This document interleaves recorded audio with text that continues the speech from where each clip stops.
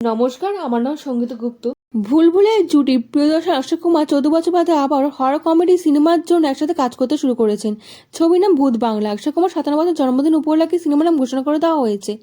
এর থেকে পরে বালাজি টেলিফিল্মসের ব্যানারে সিনেমা শুটিং শুরু করা হবে। জানা গেছে অক্ষয় কুমার টিম ভূত বাংলার জন্য মুম্বাইতে 30 দিনের শুটিং শুরু করবে, যার মধ্যে ড্রামাটিক হরার সিন থাকবে। ড্রামাটিক ম্যানশন বানিয়ে দিয়েছে গড়িয়া রয়্যাল প্যালেসে। Akshay Kumar team intense horror scene shooting ওখানেই করবে। অক্ষয় কুমার এখানে একজন magician. Akshay Kumar accidentally supernatural ইভেন্টে ফেসে যাবে। তবে কাহিনীতে আনএক্সপেক্টেড টুইস্ট আসতে চলেছে। দর্শনে অক্ষয় কুমার কিছু বিখ্যাত ছবির নাম হলো হেরাফেরি, গরম মশালা, ভাগাম ভাগ, ভুল ভুলাইয়া, দে দানা দানা, কত মুভির নাম বলবো। মুভিতে অক্ষয় কুমারের সঙ্গে টাব্বু, ওয়ামিকা, পরেশ রাওয়াল, রাজপাল ইয়াদব, মাস্টানি এরা থাকতে চলেছে। এরা মুভিতে কমেডিতে বিশাল তড়কা লাগাবে। অজয় দেওয়ান রিসেন্টলি পোস্ট শেয়ার করেছে, যেখানে শয়তান মুভি 1 বছর হয়েছে, তার জন্য এই পোস্টটা শেয়ার করা হয়েছিল। 1 বছর ধরে কি শয়তান আটকে রয়েছে জানা না আমাদের সেকেন্ড পার্ট বানিয়ে। হাসমি ইনস্টাগ্রামে একটা ভিডিও শেয়ার করেছে। ভিডিও নিচে লিখেছে চুম্মা মোবারক হতে হ্যাশট্যাগ আওয়ারাপান। একটা ইউটিউব চ্যানেলও সেম ভিডিও একই দিনে শেয়ার করেছে। আওয়ারাপান কি রিলিজ হতে চলেছে নাকি সিকুয়েল আসবে? লোকেরা তো এখনও আওয়ারাপানের রিলিজের জন্য ডিমান্ড করে থাকে। এই ভিডিও না কোনো আওয়ারাপানের রিলিজের জন্য, না কোনো সিকুয়েলের জন্য। এটা অ্যানিমেটেড বা এআই জেনারেটেড ভিডিও হতে পারে।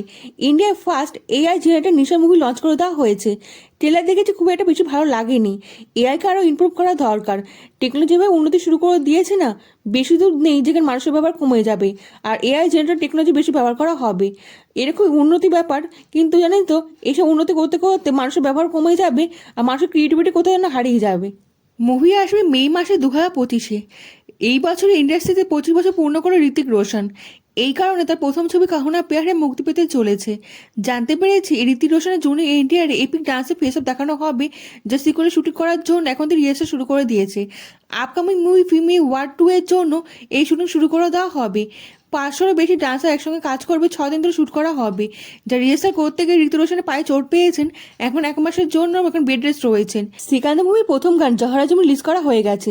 সালমান খানের এফর্টলেস ডান্স দেখা যাবে। নন থিয়েটার ডিলের জন্য 185 কোটি রোজগার করা হয়ে গেছে, যার জন্য 80% প্রোডাকশন কস্ট কভার করা হয়ে গেছে।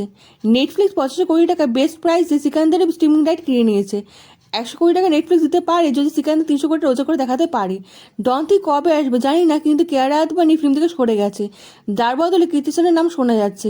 আমারও মনে হয় রণবীর সিংয়ের নাম সরিয়ে দিয়ে শাহরুখ খানকে নেওয়া উচিত। শাহরুখ খানকে ডনে বেশি মানায়। রিলিজের লিস্টে কাঙ্গনা রানাওয়াতের সিনেমা কুইন মুভি অ্যাড করা হয়ে গেছে। মেগাস্টারদের প্রমোশন করে যে থিয়েটারে রিলিজ করা হয়ে গেছে। বিনা প্রমোশনে রণবীর সিং আর সোনাক্ষী সিনহার মুভি লুটেরে রিলিজ করা হয়ে গেছে। 20 বছর পূর্ণ করলো ইন্ডাস্ট্রিতে, তাই জন্য আলিয়া ভাটের সিনেমা হাইও থিয়েটার রিলিজ করে দিয়েছে। অক্ষয় কুমার আর ক্যাটরিনা কাইফের মুভি নমস্তে লন্ডন 14 মার্চে রিলিজ করা হবে। সলমান খান আর কারিনা কাপুর বজরঙ্গি ভাইজান রিলিজ করা হতে পারে। ব্লকবাস্টার তামিল মুভি ড্রাগন হিন্দিতে রিলিজ করা হবে 14 মার্চে। হিন্দি অডিয়েন্সের জন্য নাম রেখেছে রিটার্ন অফ দ্য ড্রাগন। তুম্বার ও কেসি সাকসেসের পর থেকেই না তুম্বার 2 একে প্রডিউস করার জন্য অনেক স্টুডিও থেকে ইন্টারেস্ট দেখাচ্ছে। তুম্বার 2 এর জন্য সমস্যার কাছে 100 কোটি টাকার মতো অফার এসেছে। ফিল্ম ভালো হোক, এটাই চাই। কেমন লাগলো আপনার ভিডিওটা কমেন্টে জানাতে কিন্তু ভুলবেন না। লাইক ও সাবস্ক্রাইব করে দেবেন, দেশ বিদেশ বন্ধুর সঙ্গে ছড়িয়ে দেবেন। দেখা হচ্ছে পরবর্তী ভিডিওতে। ভালো থাকবেন।